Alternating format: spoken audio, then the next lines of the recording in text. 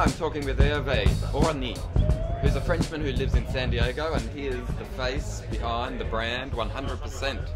We've seen 100% appear in cycling a lot lately, and it's largely because of Peter Sagan.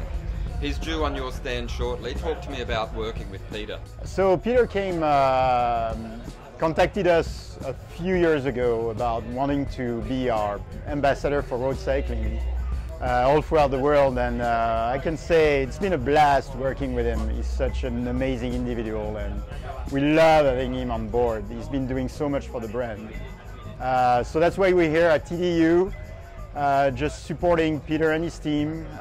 We just introduced the sponsorship to Bora Hansgrohe as well as Peter for this season. Super excited, first race of the season, it's going to be great.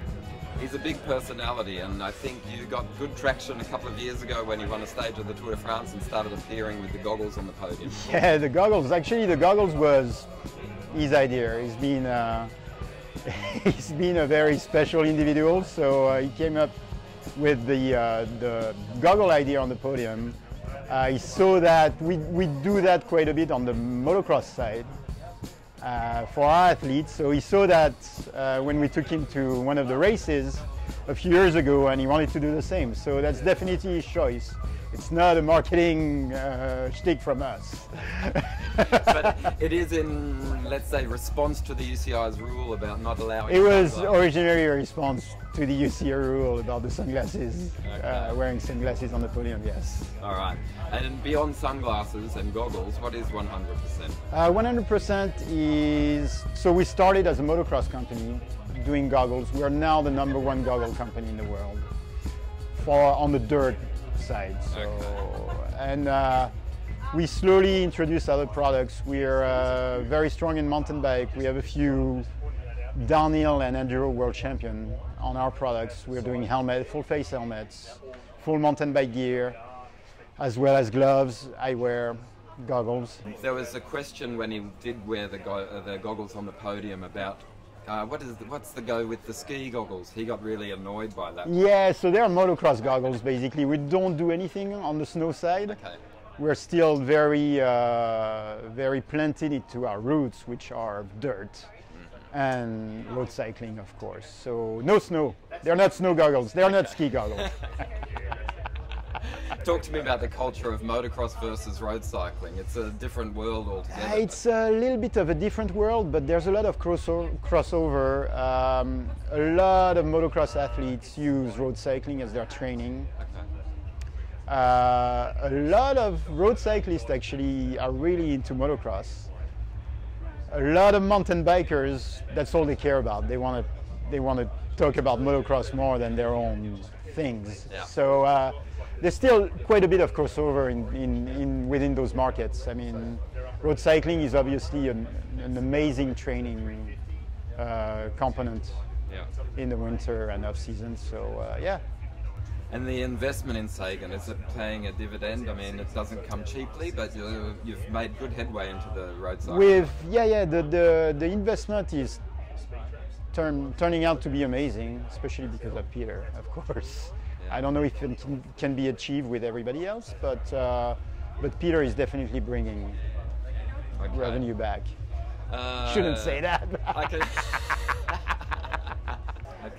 Last year we saw Peter putting magnets on his nose and sticking his glasses to that. Did that product get some traction? Is that still going? Product has some traction. Actually, Rafael Mashka is using it right now, training. It's something that is giving benefits. It's not for everyone. It depends on the conditions. It's a very race-oriented item. Yeah. So, you know, not everyone on their training ride every day can use it. So you put the concept is it's a nasal. That's going to be a tough one for me to say because of my French accent. It's a nasal dilatator. Okay. And it's adjustable. So you've seen the little strips that you put on your nose. It's the same concept, except this one is adjustable. So you can open it, close it, and it gives you more oxygen through your nose, which nose breathing is better than mouth breathing. Yeah.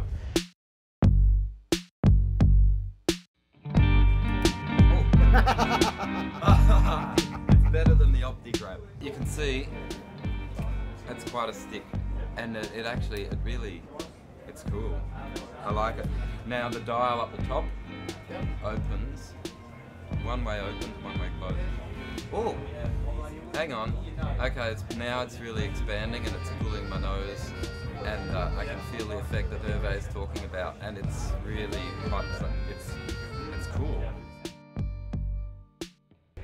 The function of the product really works when you're probably lower than 80% of your peak.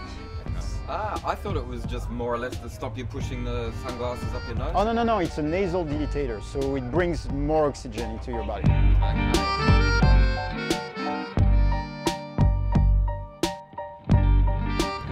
It was meant to be a short interview, but I have one question that's essential. Do you know the movie The Jur? No. You have to watch it. Yeah. It's a Steve Martin movie made in 1979. Yeah. And in that he invents a product called the OptiGrab. And then ultimately, although he makes his riches through the OptiGrab, the sad component is that everyone goes cross-eyed, he gets sued and he loses his fortune.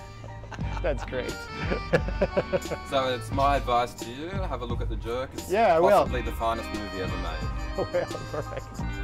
Hervé, it's a pleasure having you. Thank you. Thanks for telling us a little bit about 100%. All right, no problem. Thank you.